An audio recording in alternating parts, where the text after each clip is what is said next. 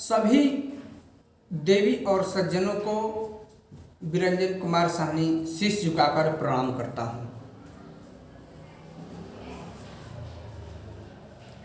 जैसा कि हम सभी लोग जानते हैं कि भारत का सर्वोच्च सम्मान भारत रत्न से सम्मानित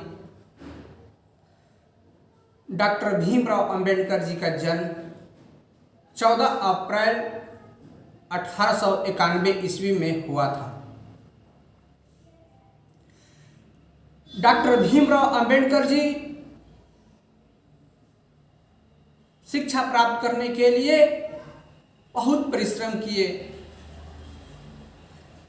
बाबा साहब जिस विद्यालय में पढ़ते थे उस विद्यालय में अपने समुदाय से सिर्फ अकेले व्यक्ति थे और इनके साथ बहुत से बच्चे शिक्षा प्राप्त करते थे।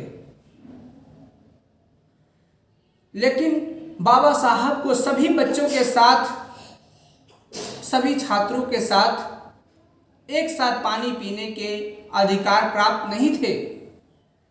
बाबा साहब को पानी पिलाने के लिए अलग से व्यवस्था किया गया था। एक व्यक्ति अलग से उनको पानी पिलाते थे।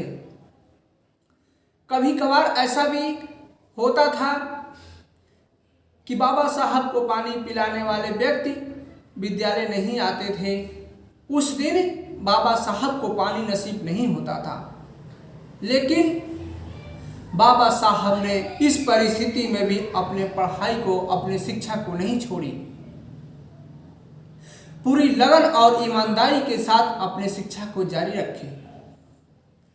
बाबा साहब को जब वजीफा मिलने लगा तो अपनी आगे की पढ़ाई पूरी करने के लिए बाबा साहब ने कोलंबिया विश्वविद्यालय, जो कि अमेरिका में है, वहाँ पर गए और वहाँ पे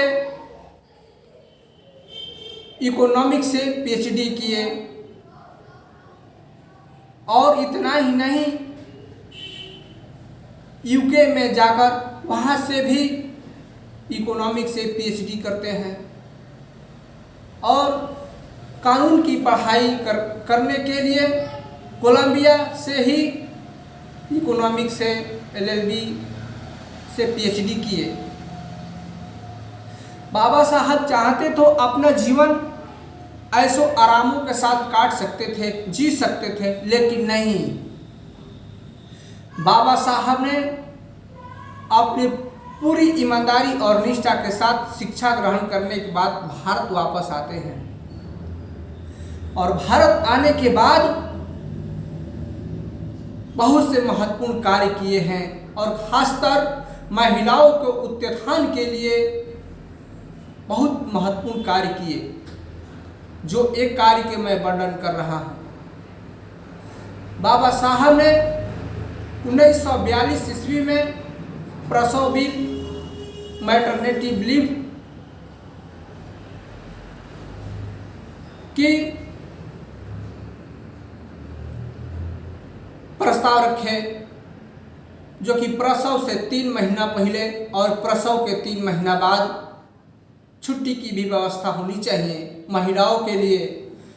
और ये मैटरनिटी लीव 1948 में जाकर लागू भी होता है। अमेरिका जैसे देशों में मैटरनिटी लीव 1993 में जाकर लागू होता है, काफ़ी आंदोलन के बाद।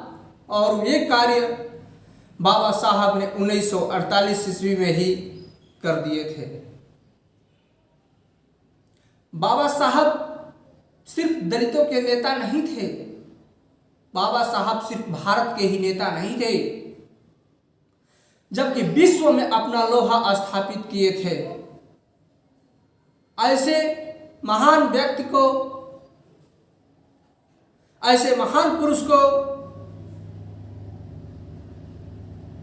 मैं शीश झुकाकर इनके जन्म जयंती पर सत सत नमन और श्रद्धा सुमन अर्पित करता हूँ। जय हिंद, जय भारत।